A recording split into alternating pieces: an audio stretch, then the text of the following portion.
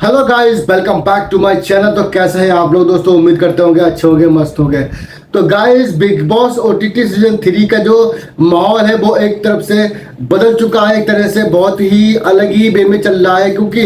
अदनान शेख जो कि wild card entry घर के अंदर हुई थी, उसको बिग बॉस ने नॉमिनेट कर दिया है। मतलब उसको घर से बाहर निकालने की पूरी तैयारी हो चुकी है। शायद इस वीकेंड के बारे में अदनान शेख को घर जाने का सामना करना पड़ सकता है। गाइस अदनान शेख के घर जाने के पीछे बिग बॉस का जो अहम मुद्दा है वो ये है कि जब अदनान शेख घर के अंदर आया था तो उसका जो प्रोस्पेक्ट था वो अलग था, लेकिन घर के अंदर आने के बाद उसका जो मकसद था वो अलग हो गया। मकसद भी क्या था? बिग बॉस ने साफ जाहिर किया था जो इसका मकसद है अदनान शेख का। वो मकसद ये है कि कटारिया और साथ साथ अदनान शेख के बीच जो भिड़ंत होगी और उस भिड़ंत के जरिए जो भी टीआरपी मिलेगी बिग बॉस को, वो पूरा एक मकसद और एक एजेंडा था बिग बॉस का, अदनान शेख को बिग बॉस के घर के अंदर बुलाने का। लेकिन कहीं ना कहीं तक देखा जाए तो अदनान शेख ने घर में अंदर आते ही जो घर की बातें हैं,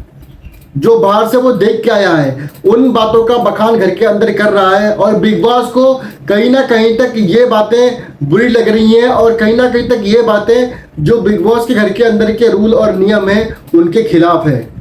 तो गाइस, बात करने वाले हम ये हैं कि आखिर अदनान शेख को बिग बॉस ने घर से बाहर क्यों निकाला। बिग बॉस ने जब अदनान शेख घर के अंदर एंट्री मारी, तब जब एक दिन बीत गया तब बिग बॉस ने अदनान शेख को 2 बार वार्निंग दी। पहली बार वार्निंग दी कि अदनान, तुम जो घर के अंदर की बातें हैं, चाहे वो पुराने जो पार्टिसिपेटर थे, जैसे कि जो बड़ा पाव गर्ल थी चंद्रिका गया दीक्षित जिसका नाम है, ऊपर से विशाल के बीच में जो बातचीत हुई थी, उस बातचीत को एजेंडा बना के घर के अंदर अब उन बातों को मत करो। लेकिन अदनान शेख कहीं ना कहीं तक गलती में या फिर बातों में आकर या फिर बातें करते करते उन्हीं बातों को लगातार कर रहा था, जिन बातों को लेकर, जिन मुद्दों को लेकर बिग बॉस उसके ऊपर भड़क उठे। खैर, इसके बाद में बिग बॉस ने एक टास्क रखा कि आप लोगों को, जो घर के लोग हैं, उनको बाहर वाला खोजना है। तो टास्क के दौरान सब लोग अंदर गए, जो एरिया था उस एरिया में जाकर बैठे और वहाँ पर लोगों से बिग बॉस के सामने अपने अपने मुद्दे रखे कि मैं बाहर वाला क्यों बनना चाहता हूँ, मुझे बाहर वाला क्यों बनाया जाए। किसी ने कहा मैं बाहर वाला बिल्कुल नहीं बनना चाहता हूँ क्योंकि मैं बाहर वाला बनने के लायक नहीं हूँ। तो इस तरह की बहुत सारी बातें हुई उस घर के अंदर। लेकिन बिग बॉस ने मैसेज के जरिए बाहर वाला एक पर्सन ना बना के बाहर वाले की एक गैंग जनरेट की, जिस गैंग के दौरान विशाल था, रणवीर जी थे और अदनान शेख था। तो ये 3 लोगों की गैंग थी और इन 3 लोगों को डिसाइड करना था कि जो नॉमिनेट पर्सन थे, जिसमें अरमान मलिक था, कृतिका थी और कटारिया था, सना सुल्तान, नेजी और साई केतन और सना मकबूल, और इसी नॉमिनेशन में जो बॉटम 2 में थे वो कहीं ना कहीं तक अरमान और सना सुल्तान थे। तो देखने की बात ये थी, बिग बॉस देखना ये चाह रहे थे कि आखिर ये जो गैंग है, जो 3 लोगों को हमने काम सौंपा है कि किस बंदे को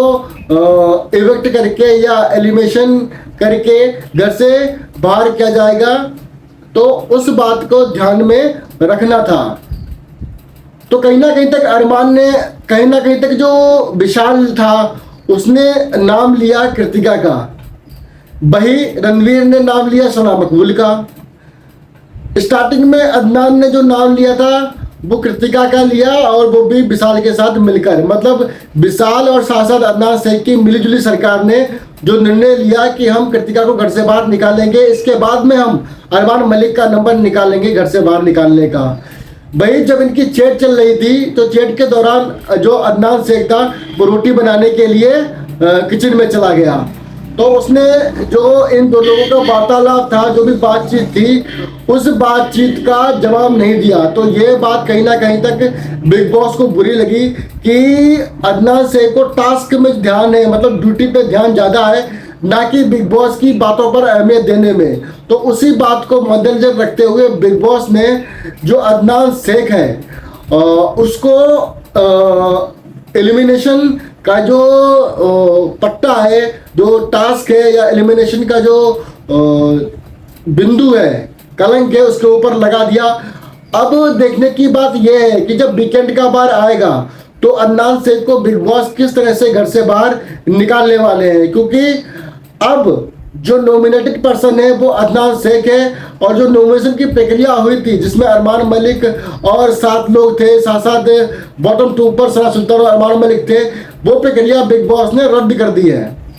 कहने का मतलब है जो नॉमिनेटेड पर्सन थे वो रद्द हो गए हैं और अब नया पर्सन जो है वो नॉमिनेट हो गया है, जिसका नाम है अदनान शेख। अब देखने की बात यह है कि बिग बॉस अदनान शेख को घर के अंदर रखेगा या फिर घर से बाहर निकाल के फेंक देगा, क्योंकि कहीं ना कहीं तक अदनान शेख की गलती है, क्योंकि जब बिग बॉस ने 2 बार उसको समझाया कि जो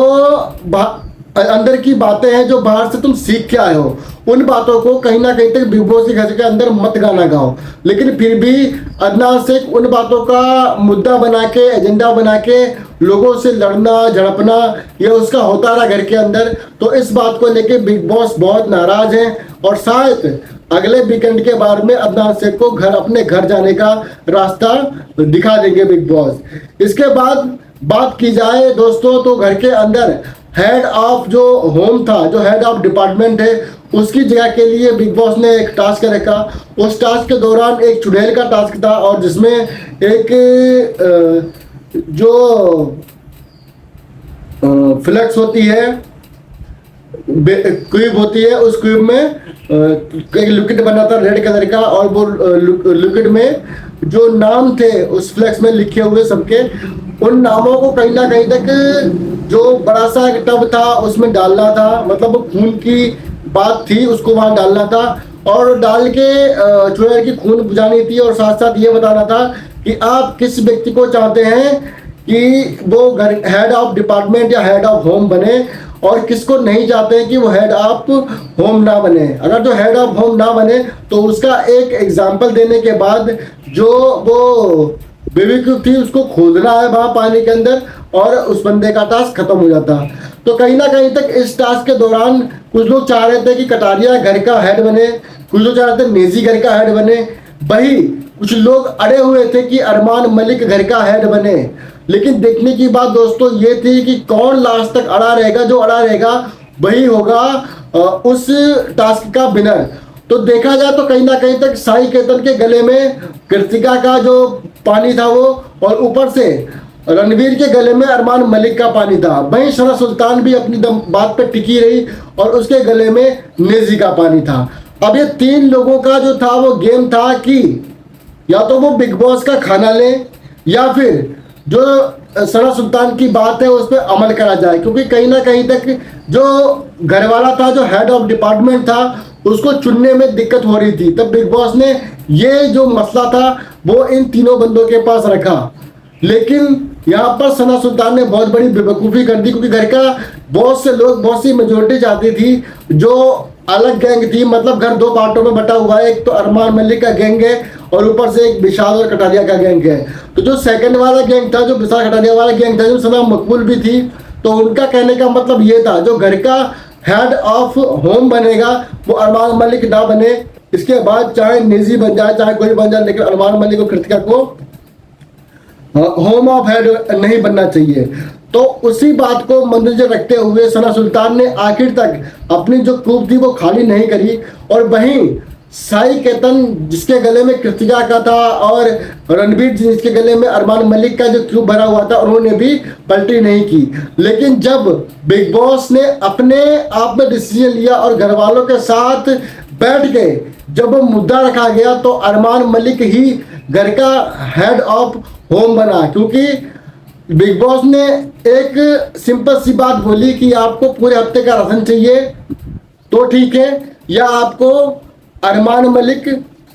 हेड बनेगा तभी आपको राशन मिलेगा। अगर अरमान मलिक हेड नहीं बनेगा तो आपको पूरे हफ्ते का राशन नहीं दिया जाएगा। वही सना सुल्तान इस बात पे पिघल गई, क्योंकि उसको लगा कि अगर लोगों को राशन नहीं मिला तो कहीं ना कहीं तक मेरे ऊपर लालचन आएगा, मेरे ऊपर इल्ज़ाम आएगा, और उस इल्ज़ाम को देखते हुए उसने अपनी पलटी मार दी और बिग बॉस के सामने अपने घुटने टेक दिए और बोल दिया ठीक है अरमान मलिक को आप हेड ऑफ होम बना दो। तो गाइस सब लोगों की रजामंदी से जो हेड ऑफ होम था वो अरमान मलिक बन गया है, और बिग बॉस ने साफ साफ अरमान मलिक को बोल दिया है कि वो अपने हिसाब से घर को चला सकता है। तो अब देखने की बात यह है कि घर के अंदर जो बवाल होने वाला है वो आखिर क्या होने वाला है, और क्या जो घर के लोग हैं, जो सेकंड ग्रुप के लोग हैं जैसे कटारिया और विशाल, क्या वो गैंग